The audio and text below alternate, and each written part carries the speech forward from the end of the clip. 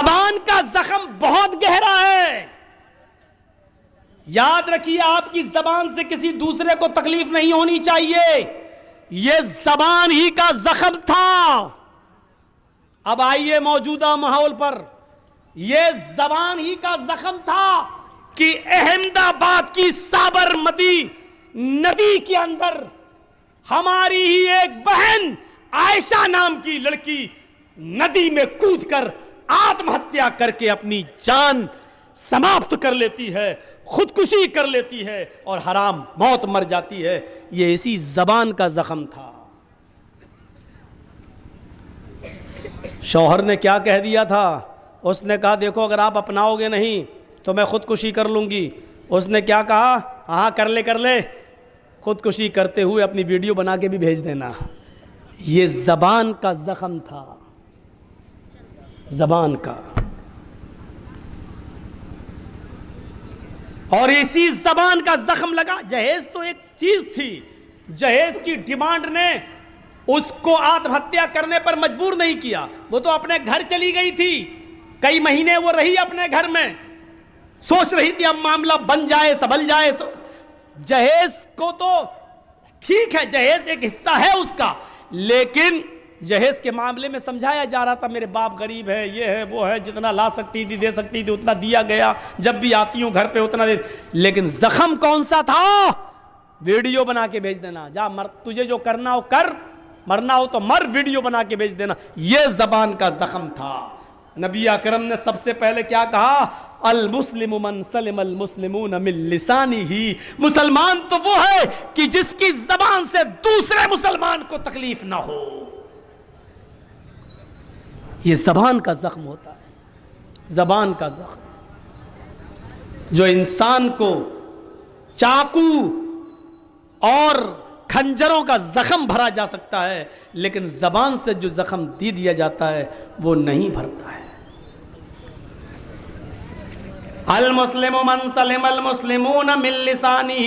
اور دوسری بات اللہ کے نبی نے فرمائی ویدی, اور مسلمان وہ ہے کہ جس کے ہاتھ سے بھی دوسرے مسلمان کو تکلیف نہ پہنچے. گالی دینا تو بہت دور کی بات ہے. اللہ کے نبی صلی اللہ علیہ وسلم تو کسی کی طرف اشارہ کر کے ایسے مارنے کا اشارہ کرنے کو بھی حرام قرار دے رہے ہیں. کسی کو آپ اشارہ کر کے بھی مارنے کی دھمکی بھی نہیں دے سکتے ہو, کسی کو اشارہ کر کے مارنے کا اشارہ بھی نہیں کر سکتے ہو. من اشارہ من اشارہ من اشارہ. اللہ کے رسول صلی اللہ علیہ وسلم نے کتنی حدیثوں میں فرمایا کہ جس نے اپنے بھائی کی طرف اشارہ کر دیا, ایسے کیا وہ ہم میں سے نہیں, ایسے کیا وہ ہم میں سے نہیں, ایسا کیا وہ ہم میں سے نہیں, ایسا کیا وہ ہم میں سے نہیں. اشارہ کرنا بھی حرام ہے, چہ جائے کہ اس کو مارا جائے, چہ جائے کہ اس کو ہم اپنے ہاتھوں سے اس کو ماریں اور پیٹیں. مارنا پیٹنا تو بہت دور کی بات, اشارے سے مارنے کا اشارہ کرنا بھی حرام ہے. میرے بھائیوں, اسلام جو اشارہ تک کرنے کو منع کر رہا ہے وہ مارنے اور پیٹنے کو, ہاتھ پیر چلانے کو کیسے جائز قرار دے گا؟ اسی چیز کو تھوڑا سا اور آگے بڑھاتے ہوئے اللہ کے نبی صلی اللہ علیہ وسلم نے فرمایا ہے, ہاں اور یہ بھی سن لو کہ ایمانی رشتہ, اسلامی رشتہ سگے رشتے سے بڑھ کر ہے. ایمانی رشتہ سگے رشتے سے بڑھ کر ہے. مثلا کوئی میرا سگا بھائی ہے اور ایک آدمی مسلمان ہے, اسلام لایا ہے, یہ ایمان والا جو بھائی ہے یہ سگے بھائی سے زیادہ بڑھ کر ہے ہمارے لیے. اب دلیل سنیے. جنگ بدر کے اندر 70 صحابہ, جنگ بدر کے اندر 70 کافر قتل کر دیے گئے اور 70 ہی کافروں کو قید کر کے لایا گیا. سنیے, بہت دلچسپ واقعہ میں آپ کو سنانے جا رہا ہوں. 70 کافروں کو قید کر کے لایا گیا. ان 70 کافروں کے پیروں میں بیڑیاں ڈالی جانے لگیں. اللہ کے نبی نے حکم دیا, اے صحابی تم 5 لوگوں کے پیروں میں بیڑیاں ڈالو, اے صحابی تم 10 آدمیوں کے کافروں کے پیروں میں بیڑیاں ڈالو. سب کو حکم دے دیا, ایک آدمی 10 کافروں کے پیروں میں بیڑیاں ڈالے. 7 लोगों ने मिलकर 70 काफिरों के पैरों में बेड़ियां डाली। इन काफिरों में जो 70 काफिर लाए गए, इन काफिरों में एक काफिर था जिसका नाम था आदी इब्ने उमैर। एक काफिर था जिसका नाम था आदी इब्ने उमैर। ये मुसाब इब्ने उमैर के भाई थे। किसके भाई थे? मुसाब इब्ने उमैर के भाई थे। और मुसाब इब्ने उमैर सहाबी हैं। उमैर के 2 बेटे, एक का नाम मुसाब और एक का नाम आदी। मुसाब तो मुसलमान थे और आदी काफिर थे। मुसाब तो अल्लाह के रसूल के साथ लड़ रहे थे जंग बदर में, नबी का साथ दे रहे थे, और आदी अबू जहल का साथ दे रहा था जंग बदर में। यानी एक भाई दूसरे भाई के खिलाफ। अजीब जंग थी। अबू बकर नबी का साथ दे रहे हैं, लेकिन अबू बकर का बेटा अबू जहल का साथ दे रहा है। अजीब अजीब मामला था, अजीब जंग थी। पहली जंग थी इस्लाम की, बाप बेटे के खिलाफ, बेटा बाप के खिलाफ, यहां भाई भाई के खिलाफ। जब आदी इब्ने उमैर भी पकड़ा गया काफिरों के साथ, और जो सहाबी उनके पैरों में बेड़ियां डाल रहे थे, आदी इब्ने उमैर के पैरों में बेड़ियां डाल रहे थे, तो वहीं पर मुसाब इब्ने उमैर, आदी का सगा भाई भी खड़ा था। आदी इब्ने उमैर के सगे भाई मुसाब इब्ने उमैर खड़े थे। वो अपने भाई के पैरों में पड़ने वाली बेड़ियां देख रहे थे।